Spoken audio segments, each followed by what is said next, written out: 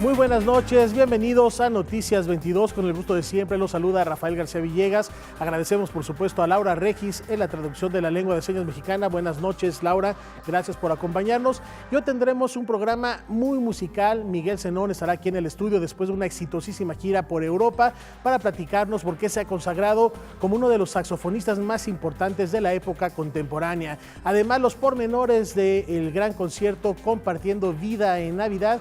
Nos acompaña la soprano Bárbara Padilla aquí en el estudio, quien estará acompañada del tenor Fernando de la Mora. Y ya todo está listo para que arranque la fiesta de las letras más importante de nuestro idioma, la Feria Internacional del Libro. Y allá en la Perla Tapatía se encuentran mis compañeros Laura Barrera y Huemanzin Rodríguez, ya preparados para celebrar por todo lo alto este encuentro editorial. ¿Cómo está, Laura Hueman? Muy buenas noches. Muy buenas noches, Rafa, qué gusto estar con ustedes. Nos encontramos en el Instituto Cultural Cabañas. Aquí está Huemanzin, pues emocionados porque estamos en la víspera, como dices, de la inauguración del encuentro editorial más importante del mundo de habla hispana. Así es, los saludamos en esta ocasión, Laura, amigos, desde el Instituto Cultural Cabañas, que es arquitectónicamente una de las piezas fundamentales para entender Guadalajara, pero también uno de los lugares de encuentro cultural de esta ciudad y que se suma a las actividades de la Feria Internacional del Libro. Ya más adelante daremos cuenta de ello. Y a través de exposiciones, y su director estará aquí con nosotros en unos minutos, Rafa. Pues estaremos muy al pendiente. Muchas gracias, Laura Hueman. Regresamos con ustedes en un ratito y por lo pronto, sin más preámbulo, comenzamos Noticias 22.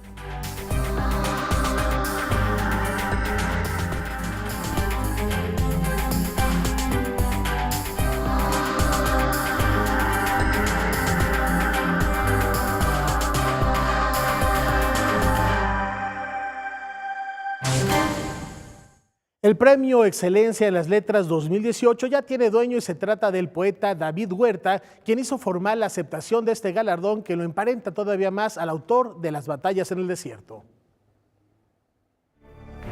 Ya se sabe. Primero tenemos que ponernos de acuerdo en cuáles son, pero convengamos en que existen. Muy emocionado y de verdad muy conmovido por la decisión de la FILEI y de UC Mexicanistas. Acepto formalmente el Premio Excelencia en las Letras José Emilio Pacheco 2018, que recibiremos el próximo marzo. Reconocido por su voz poética y su amplia trayectoria en el campo de la traducción, el ensayo, la edición y la docencia, David Huerta aceptó formalmente el Premio Excelencia en las Letras José Emilio Pacheco 2018, máximo galardón que otorga la Feria Internacional de la Lectura Yucatán y UC Mexicanistas, en una ceremonia que se llevó a cabo en la Universidad del Claustro de Sor Juana. Es un reconocimiento a la constancia, a la perseverancia. No sé si ese don me llegó de arriba o de donde llegue, pero sé con total certidumbre que sí he trabajado con mucha fidelidad a la literatura y mucho amor a la poesía. No sé si es un amor correspondido, por eso no sé si hay talento, de modo que espero que este premio sirva para que la gente se acerque a la poesía. El premio busca reconocer la obra sobresaliente, varios géneros literarios, de un escritor mexicano por nacimiento o nacionalización, y en este caso la de un poeta que ha recibido numerosas distinciones. Ha habido algunas veces reclamaciones porque dicen que escribo muy enredado y muy oscuro y que no se entiende, pero yo creo que sí, con una cierta paciencia. Creo que la poesía en general solicita cierto recogimiento, cierta soledad para poder establecer una especie de diálogo, o un diálogo, no una especie de diálogo, ¿sí? Uno reacciona frente a lo que lee y lo que lee le contesta. Previo a la ceremonia se llevó a cabo una mesa literaria en torno a la obra del premiado. La riqueza y la creatividad de su fuerza poética, presentes en Incurable. No puedo sino pensar en esa excelencia que recorre los 45 años de la obra de David Huerta con una exigencia en específico, la de ir a contracorriente prácticamente en cada libro de sí mismo. Luminoso, desafiante, pródigo, pleno de matices, en una marejada de sonidos que se funden, con imágenes que se elaboran como un cerezo que florece, estallando en flores y ramificaciones, en claroscuros y acertijos verbales que seducen y admiran al lector que se acerca a sus linderos. Así me parece el arrebato verbal que es la poesía de David Huerta. Elena Poniatowska, Fernando del Paso, Juan Villoro y Cristina Rivera Garza han sido los escritores que han antecedido a David Huerta en recibir este premio Excelencia en las Letras José Emilio Pacheco. Con información de Salvador Perches Galván, César H. Meléndez, Noticias 22. Todo su peso y gravedad por la perspectiva Nievski en el murmullo de Raskolnikov, y Cortázar se burla de ellas a cada rato y las aligera, las despeina, las reconcilia con el resto del vocabulario. Un abrazo al maestro David Huerta. Hoy más que nunca levantemos el vaso del tiempo para brindar por este reconocimiento. Y pareciera que fue ayer cuando se realizó el primer Festival de Animación Contemporánea de México, pero ya ha pasado, que creen, una década, 10 años, y para celebrarlo, los organizadores de Animasivo echaron la casa por la ventana.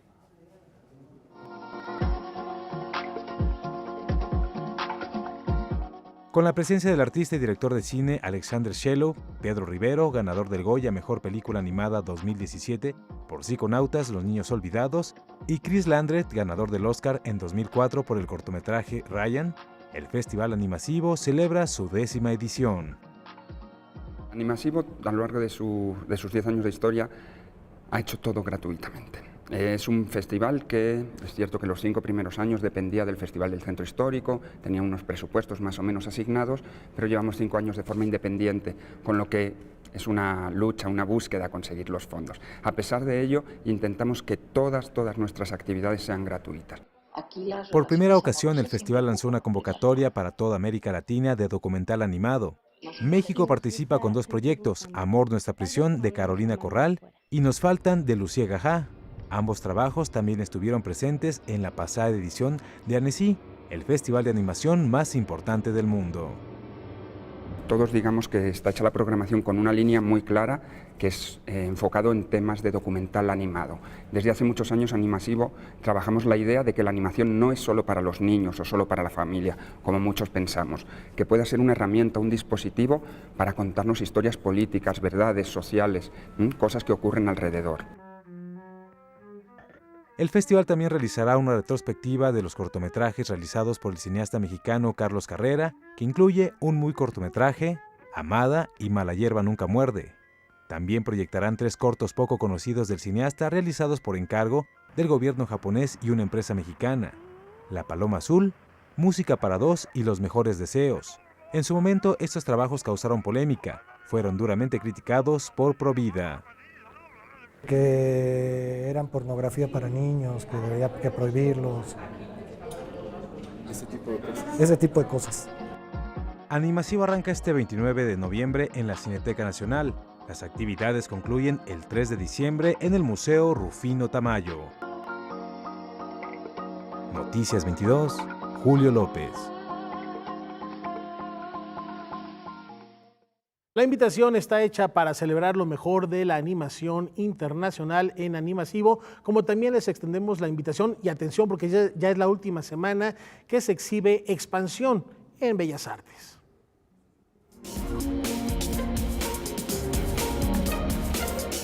El mismo título de la exposición, el acero como la seda, desde yo creo que tiene que ver en cierta forma las formas que yo trabajo, trabajo mucho las tensiones, la dinámica y todo eso, sí. Y las curvas es ahí lo que me permite suavizar toda esa dinámica que yo busco.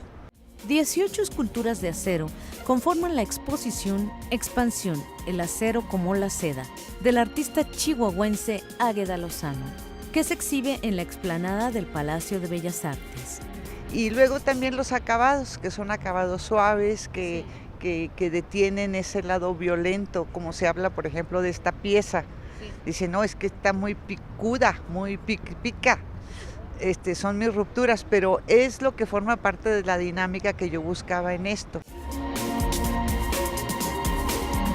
yo hago pieza por pieza.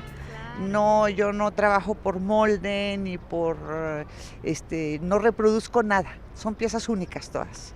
Y en eso de la pieza única siempre me van saliendo diferentes porque es imposible copiar algo perfectamente. En la inauguración de la muestra estuvo presente la directora del Instituto Nacional de Bellas Artes, Lidia Camacho.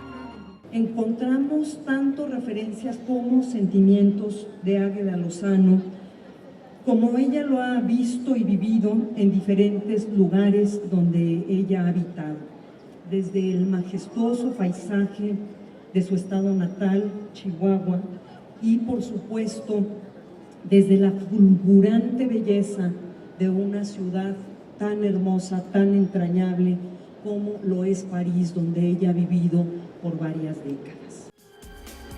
Las esculturas de Águeda Lozano estarán expuestas en la explanada del Palacio de Bellas Artes hasta el 26 de noviembre. Noticias 22, Irma Gallo.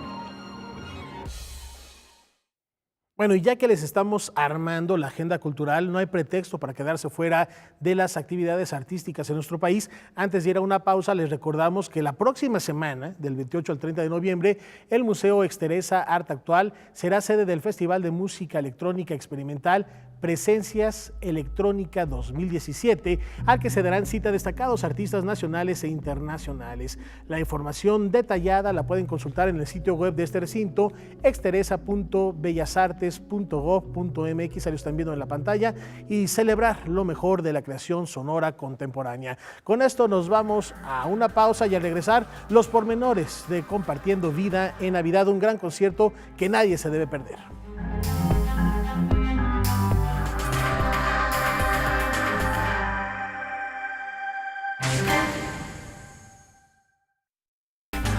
Gracias por continuar con nosotros en Noticias 22 y como lo comentábamos, un viernes muy musical. ¿Y qué les parece si hablamos del titán del trombón, Doug Beavers, quien trae a México su más reciente producción discográfica?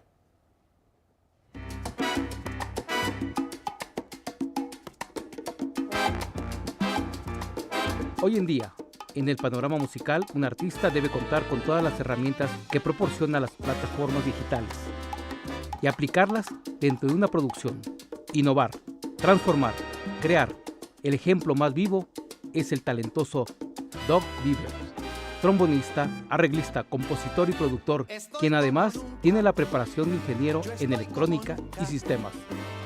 En lo musical, son dos sus maestros que han marcado su trayectoria, uno en la música clásica y otro en el jazz. Estoy como nunca. Estoy acabando de nuevo, empezando la vida otra vez.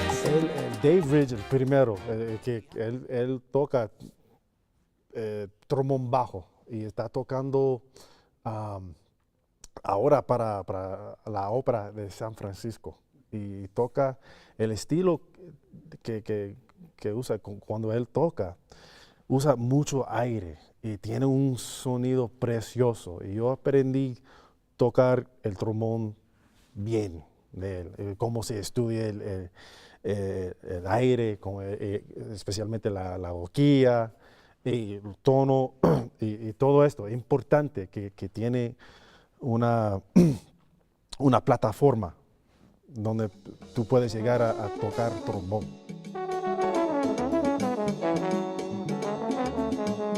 Pero en el mundo del jazz y la salsa, donde él se desarrolla, lo cautivó músicos de trayectoria reconocida. Con maestro Eddie Palmieri y también con una persona que es como un padre para mí, se llama Joe Santiago, bajista de Eddie Palmieri.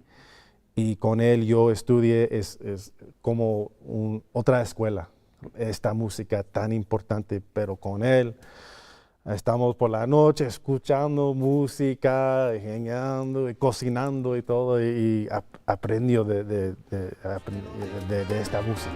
Echando un pie para adelante con mucho plante, ya usted lo ve. El arte del arreglo, la más reciente producción de Doug Beavers, no solo queda en una grabación, sino se ve reflejada a través de la plataforma multimedia, uno de los espectáculos fuera de lo común dentro de los circuitos de los amantes de la salsa. hay que llegar a un punto el arreglo y tiene que decir algo en la música. Yo no quiero escribir arreglos para que se arreglara. Quiero que mi arreglo es como una composición. Yo estoy como nunca, estoy como nunca. Amigos de Canal 22, soy Doug Beavers y este noviembre 24 y 26 vamos a presentar este gran proyecto, el arte de arreglo. Vamos a traer músicos de Nueva York, también a nuestro invitado especial, Ervin Lada, el gran pianista, arreglista, y también vamos a tener músicos de aquí, de México. Para Noticias 22, Sergio Verdugo.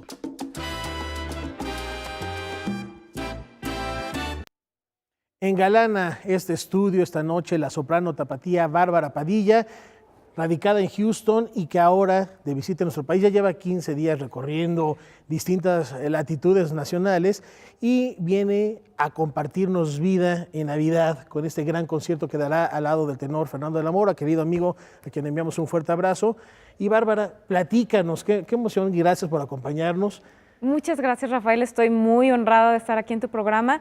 Pues sí, vamos a tener un concierto, a hacer un concierto mañana en el Palacio de Bellas Artes. Tengo el gran honor de cantar con el maestro Fernando de la Mora y también nos va a acompañar la Orquesta Sinfónica Mexiquense que dirige el maestro Rodrigo Macías. También nos va a acompañar el coro de la OSEM. No va a ser aquello, vamos a tirar la casa por la ventana, todo para apoyar a la Fundación Comparte Vida, que se dedica, tiene la función de hacer un registro y de además empatar a personas que necesitan médula ósea, un trasplante de médula ósea. La Fundación Comparte Vida se trata de compartir vida en vida, de dar vida en vida, o sea, la donación de médula ósea para aquellos que lo necesitan, para pacientes con enfermedades de la sangre. Yo soy sobreviviente de cáncer y además soy receptora de médula ósea, pero también me tocó donar médula ósea. Entonces, sé los dos lados, conozco los dos lados y por eso esta fundación, esta causa me llega al corazón muy especialmente. ¿Qué es lo que hacemos nosotros? Creamos un registro de códigos genéticos completamente confidencial. Invitamos a la gente a que se registre en este registro, valga la redundancia, a que se registre para tener ese código genético y poderlos encontrar la compatibilidad de alguien que probablemente los esté necesitando. Entonces, imagínense ustedes que tengan un hijo, un padre, un hermano que esté necesitando un trasplante de médula ósea y que sea su única salida, como en mi caso, y que este registro sea la salvación de esa persona. Entonces, ustedes pueden lograr eso al registrarse. La donación de médula ósea es sencillísima. Primero, el registro es nada más tomarte un tubito de sangre, llenas un par de formularios y se queda ese registro. Y en dado caso que alguien sea compatible contigo y que te esté necesitando, entonces te llaman y donar médula es lo más sencillo del mundo. Yo les puedo decir porque a mí me tocó hacerlo. No es un proceso invasivo, es como ir a donar plaquetas. Es un proceso súper sencillo, te dan un medicamento muy simple que te engorda la sangre de células madre y entonces cuando ya sucede eso, que posiblemente te llamen para poder donar esta médula ósea o estas células madre, te conectan a una maquinita, es un piquetito. Si tienes unas horas, un par de horas para ir a ver una película, puedes ir a donar la sangre, ¿no? Pero ya sabes que le va a llegar a alguien. Te conectan a una maquinita, cosechan esas células y te regresan tu sangre intacta. O sea, es inclusive mejor que donar sangre porque no te tienes ni que esperar después a recuperarte, te estás recuperando en ese momento. Ese es el proceso de donar médula ósea. Y puedes hacerlo cuando hay alguien que está necesitando de tu código genético y estás tú registrado.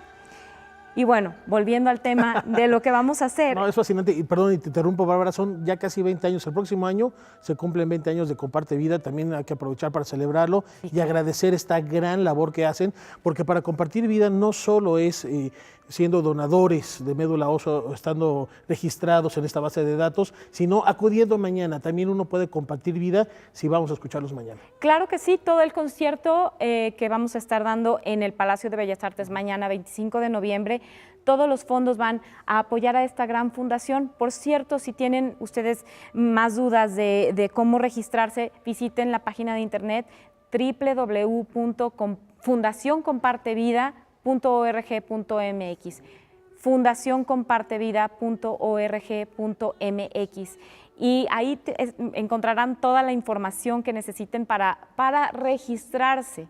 Cuando nosotros nos registramos, hacemos una sociedad más fuerte porque aumentamos el número de posibilidades para que alguien en cualquier parte del mundo te encuentre y se pueda salvar. Y por supuesto, mañana vamos a estar ofreciendo un gran concierto. Estoy yo emocionadísima de estar en el Palacio de Bellas Artes. ¿Qué vamos a escuchar? Así no nos spoilees todo el concierto, pero más o menos por dónde vamos a escuchar a los clásicos, vamos a escuchar a Puccini, música mexicana. Vamos a escuchar música navideña, principalmente. Okay. Vamos a recibir las fiestas navideñas con este concierto.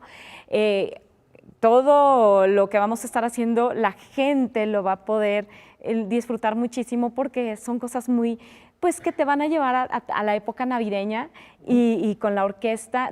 Son unos arreglos bellísimos y bueno, lo estamos haciendo con todo cariño. Es una gala a la que espero que todo mundo venga. Ya están, los boletos los van a encontrar mañana en taquilla. Ok, mañana en taquilla. Sí. Y también celebrar a Rodrigo Macías, gran director de orquesta con la Filarmónica Mexiquense. Entonces hay que darnos una vuelta. Y muchísimas gracias, Bárbara, por compartir tu historia de vida, pero también por compartir vida con este concierto. Y estaremos mañana allá para también escucharte junto al maestro Fernando de la Mora, que seguramente será un deleite para todos los que nos demos cita en el Palacio de Bellas Artes. Allá los esperamos. Muchísimas gracias. Y nosotros, señor productor, nos vamos, ¿dónde estoy? Nos vamos a una pausa y regresamos con más Noticias 22.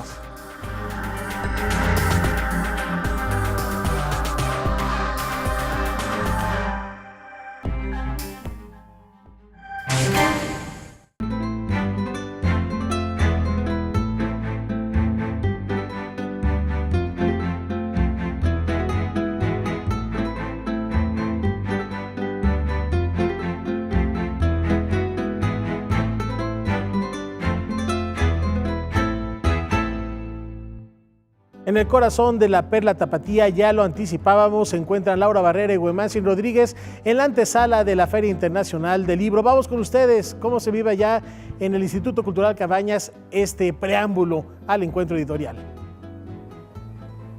Rafa, pues estamos muy contentos porque nos encontramos en un espacio maravilloso, ya lo hemos visitado anteriormente, además estamos acompañados por su directora Olga Ramírez Campuzano. ¿Cómo estás, Olga?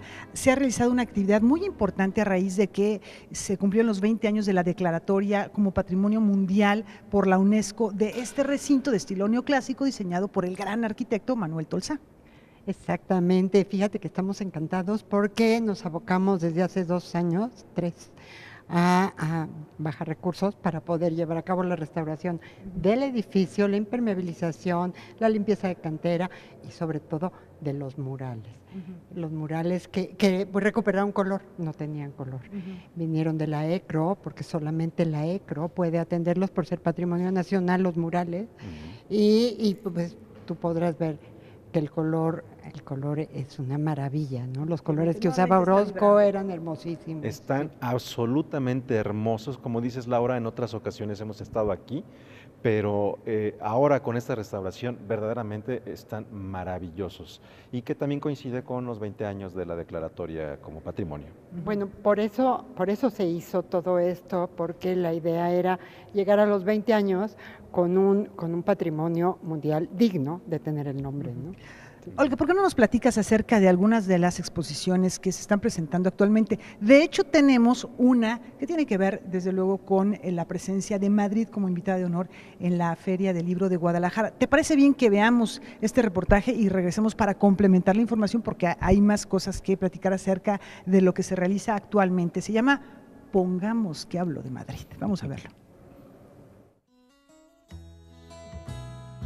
Una ciudad que recoge sus memorias de manera plástica y escribe su historia de las últimas décadas del siglo XX y lo que va del XXI. Múltiples facetas de una metrópoli que van desde la oscura noche del franquismo hasta la multiculturalidad de una gran capital europea.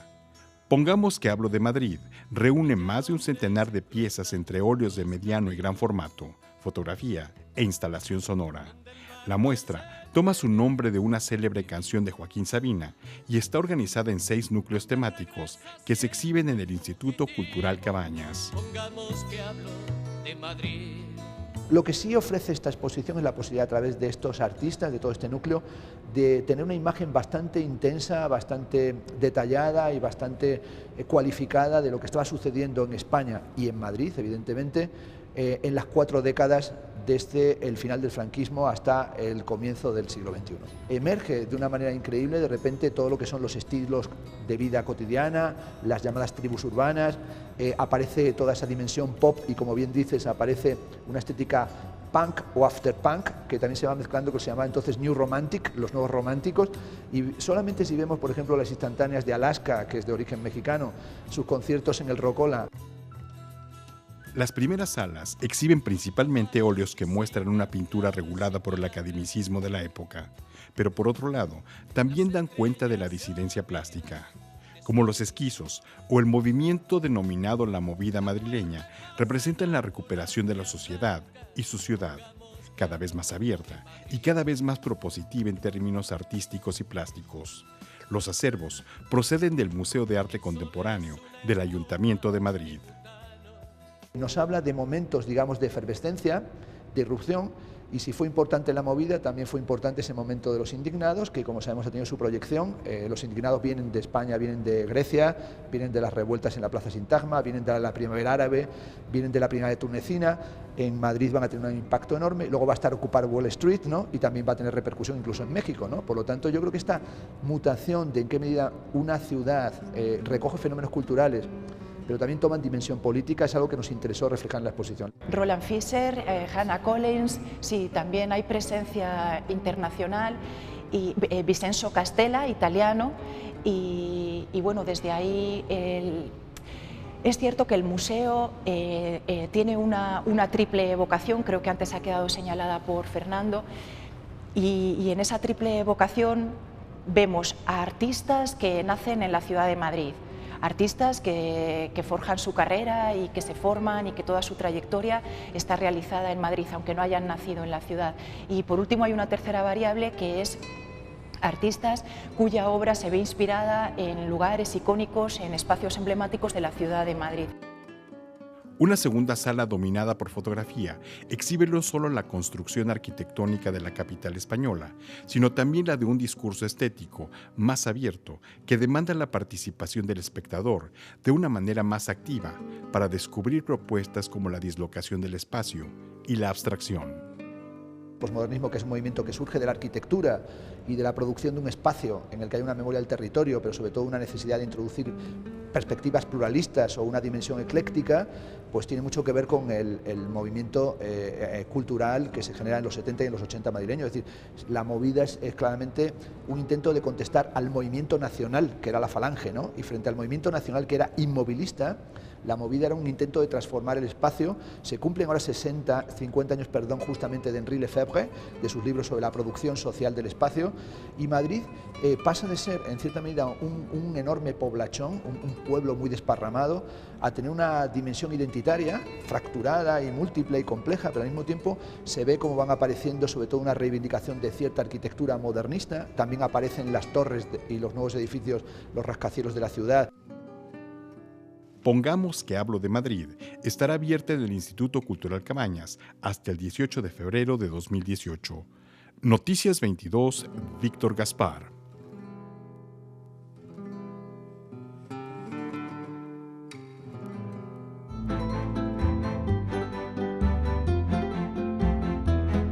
Parte de las 6 exposiciones que se presentan actualmente en el Instituto Cultural Cabañas. ¿Por qué no nos platicas brevemente de algunas otras que tienen que ver con los niños?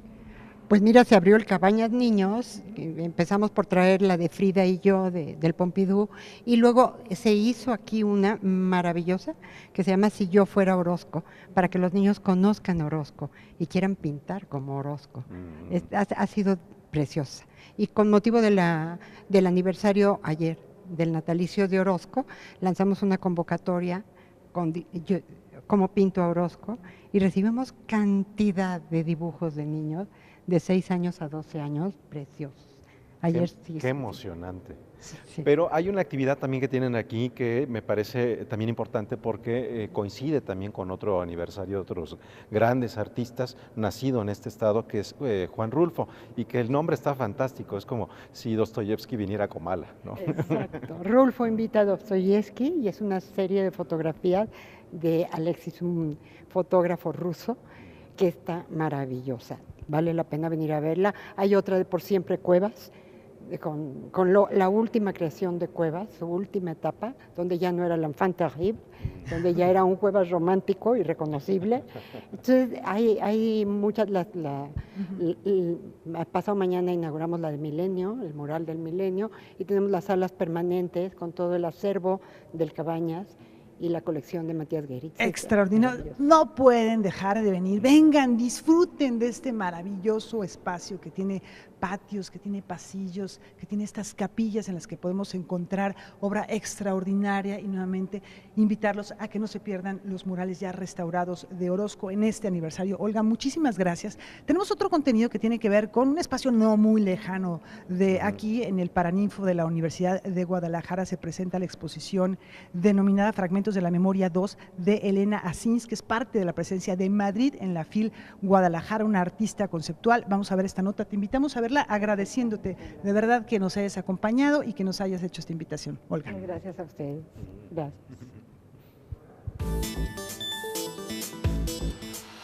Elena Asins, en la década de los 70s y 80s, ya utilizaba las posibilidades que brindaban las computadoras para crear un discurso muy personal. Para conocer a esta artista y como parte de las actividades de Madrid, como ciudad invitada a la Feria Internacional del Libro de Guadalajara, se presenta la exposición Fragmentos de la Memoria 2. Ella tiene el interés por utilizar las nuevas tecnologías precisamente porque es una artista muy conceptual y claro, ella quiere liberarse del trabajo manual de hacer estas obras, porque si lo ven en detalle son las obras que hace en los años 70 y 80, las que hace a mano, son obras a base de líneas, de mucho detalle, de un trabajo muy detallado y muy milimétrico. Las obras que se reunieron en el Museo de las Artes de la Universidad de Guadalajara pertenecen al Museo Nacional Centro de Arte Reina Sofía. Este recinto presentó una magna exposición en el 2011, en la cual se dio cuenta de sus intereses creativos. A partir de los años 60 ella empezó a trabajar en figuración, pero la obra importante y la obra conocida, y cuando desarrolla su lenguaje, es a partir del año 65-68, que es cuando ya se adentra en el mundo de la abstracción, que es su lenguaje. Entonces, en los años 65-68, que es la primera sala de la exposición, ella está en contacto con otros artistas de Madrid y de España en general, que están trabajando en la geometría, en el arte concreto, y también con artistas que se acercaron a la Universidad de Madrid, al Centro de Cálculo de la Universidad, que después en los años 70 ella desarrolla ya su primer estilo más personal a través de una serie que se llaman Cuartetos Prusianos, de las que hay 2 salas en esta exposición, que son obras basadas en la obra de Mozart y que ya desarrolla su lenguaje, es un lenguaje abstracto en blanco y negro, a base de líneas y con un desarrollo temporal. Son obras en general de desarrollo horizontal en las que hay pequeñas variaciones que nos remiten un poco a la música y a la cadencia que tiene la música, al ritmo. En los 80, Elena viajó a Nueva York en donde desarrolló un trabajo más personal. En los 90 pasó una temporada en Hamburgo, en donde trabajó con las computadoras.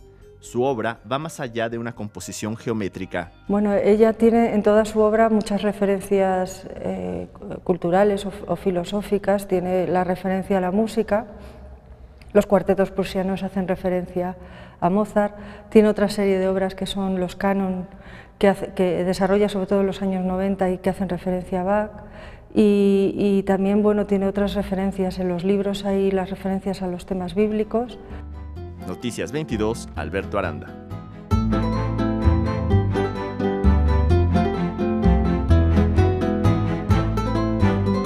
Bueno, ¿qué te parece, Rafa? ¿Qué les parece, amigos de Noticias 22?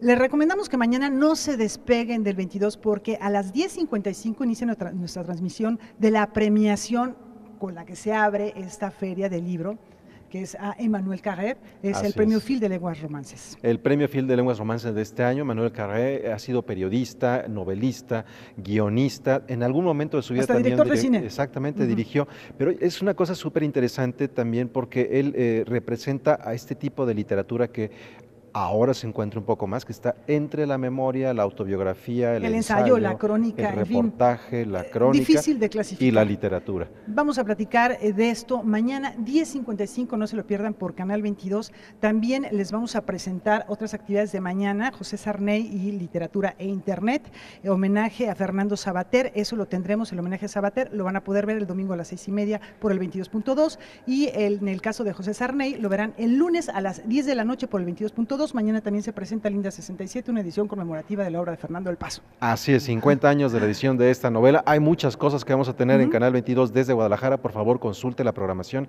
esté atento porque va más allá de nuestro espacio de 7 a 8 de lunes a viernes. Estaremos haciendo muchísimas cosas que queremos compartir con todos ustedes. Gracias, Rafa. Buenas noches, hasta mañana.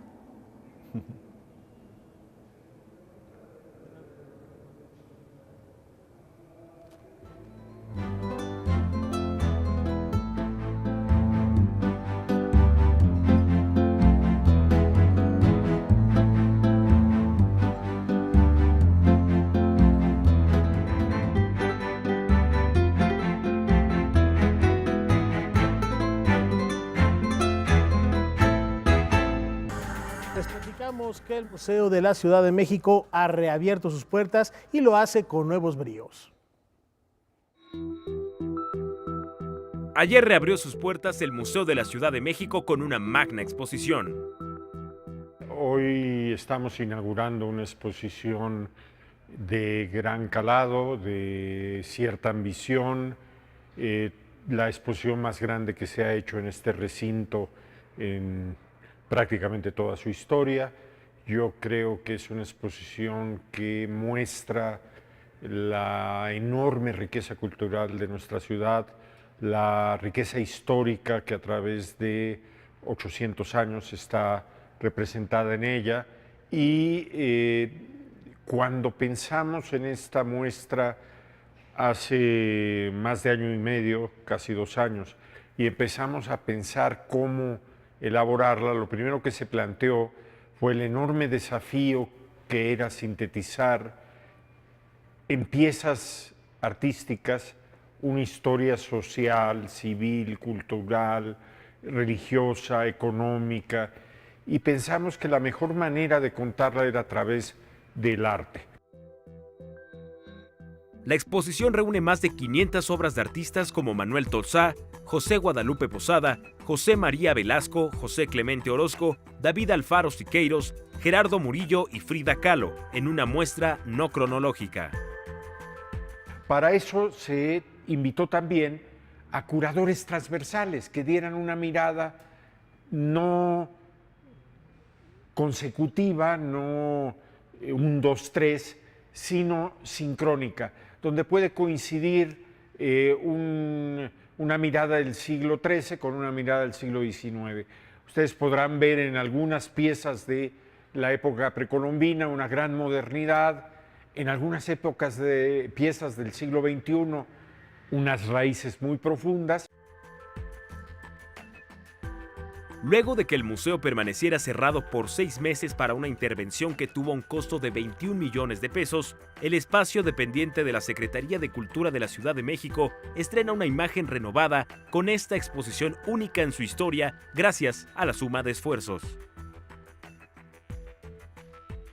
Uno de los desafíos que teníamos era que el Museo de la Ciudad de México no cuenta con un acervo capaz de crear esos 8 siglos de historia de esa travesía. Entonces hablamos con directores de museos, directores de fundaciones, con las autoridades de la Secretaría de Cultura Federal, del Instituto Nacional de Antropología e Historia, del Instituto Nacional de Bellas Artes, de diversas fundaciones privadas, y la receptividad que se mostró ante nuestra propuesta fue verdaderamente sorprendente. Con información de Salvador Perches Galván, César H. Meléndez, Noticias 22. Hace ya más de 2 décadas salió de Puerto Rico para estudiar en Berklee College of Music y hoy se ha consagrado como uno de los saxofonistas más importantes de la escena del jazz, y es un honor recibir esta noche a Miguel Zenón, quien va a estar presentándose y cerrando con broche de oro el año en el ciclo de New York Stars allá en el Centro Cultural Roberto Cantoral. Bienvenido, Miguel, y muchas gracias. Gracias por invitarme, un placer estar aquí. Oye, emocionante además conocer tu trayectoria. Has sido embajador de la música del jazz en África, también eres multinominado a los premios Grammy, y ahora con una agrupación que estamos hablando de que el más joven en integrarse tiene 12 años ya formando parte de este cuarteto. Sí, es un grupo que lleva mucho tiempo tocando juntos y de verdad que estamos bien contentos de tener la oportunidad de venir aquí a México a presentar nuestra música. Es uno de nuestros lugares predilectos para visitar, así que muy ilusionado. Vas a dar, antes de este concierto que podemos disfrutar el día de mañana, una cátedra alrededor de las 5 de la tarde que lleva por título, y que me parece que tú eres la manifestación misma de esa expresión, el jazz como música global.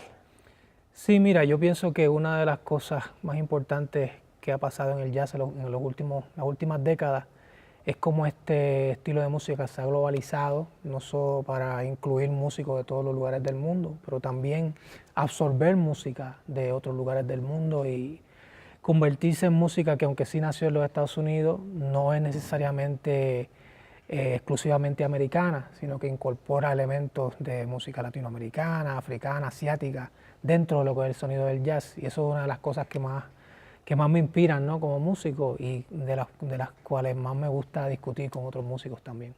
Te has vuelto, y se ha vuelto Nueva York, Miguel, y tú eres claro ejemplo de esto también, de un gran semillero de jazzistas, con una fuerte presencia, ya lo mencionas, latinoamericana.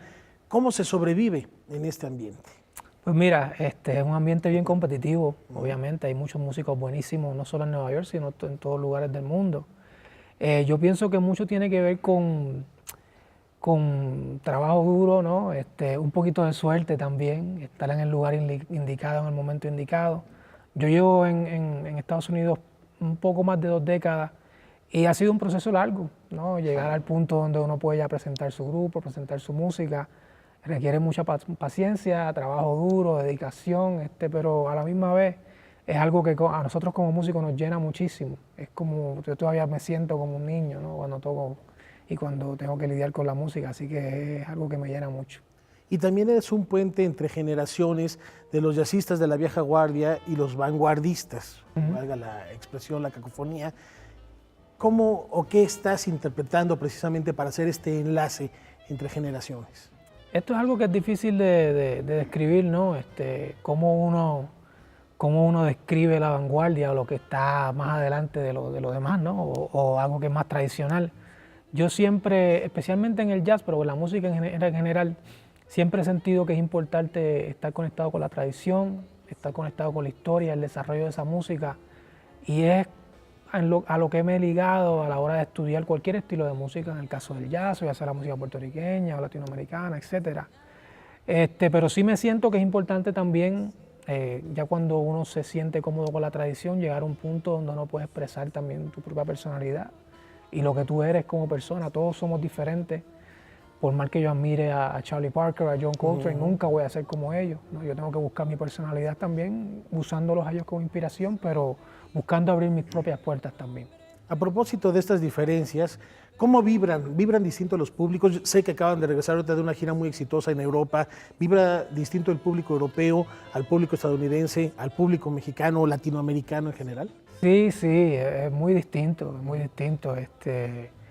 Es algo bien interesante. Por ejemplo, nosotros, pues, como tú mencionas, acabamos de regresar de Europa y quizás la recepción del público podría parecer un poquito más fría, pero después al final del concierto es bien cálido, ¿no? En Latinoamérica por ahí la interacción es inmediata, ya desde la primera nota uno siente la conexión, ¿no? Es una de las cosas más interesantes de esto, ¿no? Cómo uno conecta con el público mediante una pieza o una nota o un pasaje y ver cómo uno puede involucrar al público también en lo que está pasando en la tarima. Y bueno, y a propósito de esto, platícanos de tu formación. ¿Quiénes son los otros 3 grandes músicos que te acompañan? Porque sabemos, y está manifiesto, esto también ahorita lo vamos a platicar, tu trayectoria está registrada en disco, ahorita hablamos de los discos, pero antes la formación. ¿Quiénes son? Pues la formación es Luis Perdomo, un pianista venezolano. El bajista se llama Hans Klawischnik, que es austriaco-americano. Y el baterista también es puertorriqueño, se llama Henry Cole. Y como tú bien mencionaste, Henry se unió al grupo hace 12 años. Hans y Luis y yo llevamos tocando juntos poco más de 17 años. Y la idea de unir estas sonoridades, piano, bajo, batería y por supuesto saxofón alto, fue tuya. Tú cuando formaste tu cuarteto, quiero sonar con un bajo y no elegiste un otro saxofón o no elegiste otro instrumento. ¿Por qué esta agrupación? Claro, hasta cierto punto fue casi accidental. En ese momento yo lo que estaba buscando era pues reunirme con amigos a quizás probar algunos de mis temas y lo que hacíamos era que nos reuníamos de hecho en casa de Hans y era como un tipo de jam session informal y de ahí pues empezamos pues quizás vamos a tratar de buscar un trabajo en algún sitio, empezamos a tocar un poquito, después pues quizás vamos a grabar y grabamos, fue como un proceso bien como paso a paso. La formación esta de piano, bajo, batería y saxofón es bastante tradicional en el jazz. Pues te podría mencionar a John Coltrane y muchos de los otros grupos que le incorporan. Pero en este caso nosotros lo que estamos buscando es utilizar esta formación tan tradicional para explorar sonoridades que por ahí no son tan conectadas a lo que es el género, ¿no? Quizás algunas cosas que vienen más ligadas al folclore latinoamericano, sonoridades quizás un poquito más modernas, ese tipo de cosas. Ya que hablas, ahora sí vamos a las grabaciones. De hecho, hay algunas que hiciste con Antonio Sánchez, un destacadísimo baterista mexicano también. Sí, sí, Antonio y yo fuimos compañeros ahí en Berkeley, nos conocemos desde muy jóvenes. De hecho, Antonio tocó en mi recital de graduación en la escuela. Y ya cuando nos mudamos a Nueva York casi al mismo tiempo, comenzamos a tocar juntos en diferentes grupos. Y cuando nos comenzamos a reunir, como te digo, nos reunimos como amigos, así. Y con Antonio comenzamos a trabajar inicialmente hasta que, bueno, él estaba un poquito demasiado ocupado trabajando con Pat Metheny y otros grupos. Y entonces, pues, ahí fue que entró Henry a la agrupación. Ahora te pediría que nos platicaras de tu instrumento. Vemos que lo traes ahí. Tiene seguramente alguna magia, alguna personalidad. Es una extensión tuya. ¿Cómo defines a tu saxofón? Mira, el saxofón en este caso... Yo cuando me inicié en la música, me decidí por el saxofón casi de manera aleatoria. Cuando fui a la escuela, ahí el primer día me dieron varias opciones, creo que era el oboe, la guitarra, el fagot, el saxofón, y me pareció como que el instrumento más normal, por decirlo así, con el más que me relacionaba por la música que escuchaba, música popular, ese tipo de cosas. Eventualmente, pues obviamente se convirtió en mi instrumento. Y lo que nosotros buscamos, por lo menos lo que yo busco, es eso que tú dices, que sea una extensión de nosotros, que sea nuestra voz. Eso es algo que obviamente conlleva mucho tiempo y esfuerzo. Pero yo cuando me conecto con el saxofón, lo que estoy tratando de buscar es que el saxofón sea una extensión de mi personalidad. Es un instrumento que, como te mencioné, conlleva mucho trabajo y dedicación, pero ya es como una parte de mí, ¿no? Hace ratito que hablabas de estos jams informales que se hacían en la casa para ir conformando esta agrupación, hablabas de composiciones tuyas y la pregunta es, ¿qué vamos a poder escuchar mañana en el Centro Cultural Roberto Cantoral y el domingo en Cuernavaca? Sí, bueno, nos estamos enfocando mayormente en composiciones mías que están incluidas en un CD que salió recientemente que se llama Típico, que lo editamos justo este año con el mismo grupo que va a estar tocando mañana. También estamos comenzando a trabajar unas piezas nuevas que son más como tipos arreglos de canciones más tradicionalmente del repertorio latinoamericano, especialmente canciones que fueron popularizadas en Puerto Rico y Latinoamérica por un cantante muy conocido de salsa que se llamaba Ismael Rivera. Y estamos trabajando algunos arreglos de sus composiciones más conocidas, una combinación entre los dos, ¿no? Composiciones mías y esos arreglos también. Pues la Beta Latina entre ritmos sincopados estará presente mañana en el Centro Cultural Roberto Cantoral. La invitación está hecha el domingo en Cuernavaca y no se pierdan de verdad esta gran oportunidad de escuchar, y te damos de nueva cuenta la bienvenida a México y a esta que es tu casa. Miguel Zenón Quartet con esta propuesta fascinante que hay que ir desde las 5 de la tarde a la clase magistral, después a las 7 de la noche, a las 8:30. 8:30 el concierto, y el domingo a las 7 de la noche, allá en Cuernavaca, para tener el plato lleno y los sentidos, por supuesto, exacerbados.